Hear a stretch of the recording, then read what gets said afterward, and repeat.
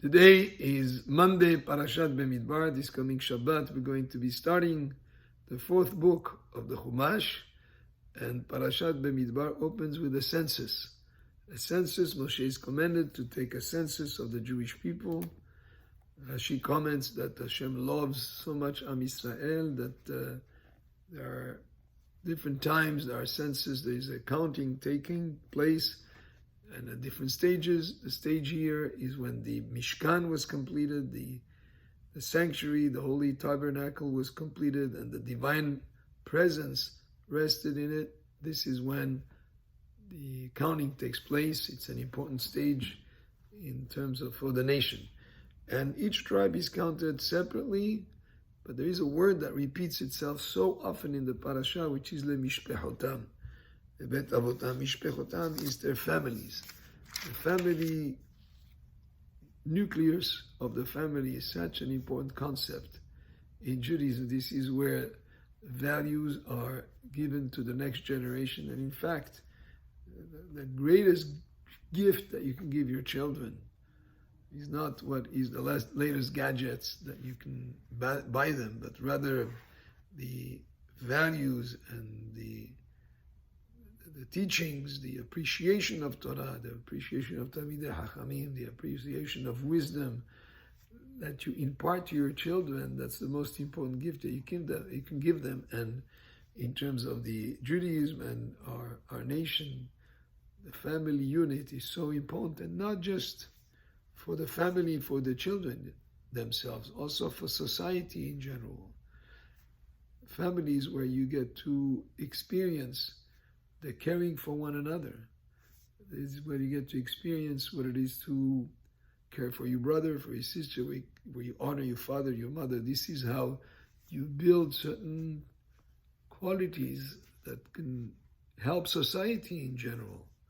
And if there is, heaven forbid, a breakdown of the family unit, that's something that can impact the society in general in a very negative way.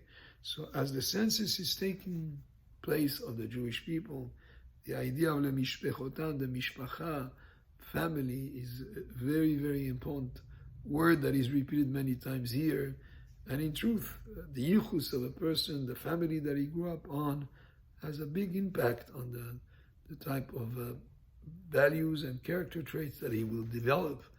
And not just that, as we're saying, and also the impact and the contribution that he can make to society around him is very much connected to the family that he grew up in. So this is here le-mishpechotam, le-betotam. Of course, there are exceptions, but this is in general the idea of importance of mishpacha that is very much highlighted in the parasha of the census of the people. It's not just about numbers, but it's about the names, about the families, about the family unit, and about the mishpechotam, levet avotam.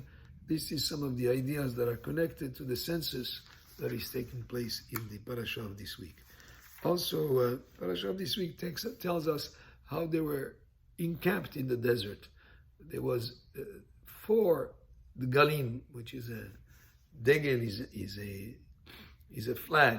So there was 12 tribes, but on the east was the tribe of Yehuda, and together with him was Issachar and Zvulun. On the south, he was the tribe of Reuven, together with him Gad and Shimon. So they were organized. So 3 on the east, 3 on the south, 3 on the west, and 3 on the north. And each group had their own flag that represented that part of the camp. However, they were all, sometimes you have flags that indicate separation, actually, like each country has their own flag, their own identity, which is separate than the other. But here we have the flags that are surrounding the Mishkan. The Mishkan is where the divine presence rested, and that's what united all of Am Yisrael, even though there were 4 different flags that were each one on each side of the Mishkan, but they were all facing and they were all focused on that center, which is the spirituality of the Torah, which was in the Mishkan, in the holiest of holy places.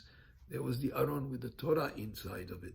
So all these, the 12 tribes surrounding the Mishkan and having the Mishkan as the focus is very much a uniting factor of the Jewish people. So while we each have our own individual personality, and even the tribes, each one was blessed differently because each tribe represented another aspect in serving Hashem. There was Zevulun, which was the business man. There was Issachar, which sat and learned. There was Yehuda, which was the civic leadership. Levi was the spiritual leadership. Each one had its own quality and its own mission, its own purpose, but they were all focused on that Mishkan, which was in the center, uniting all of them. And these are some of the ideas from the parasha of this week. Baruch Adonai le'olam. Amen ve'amen.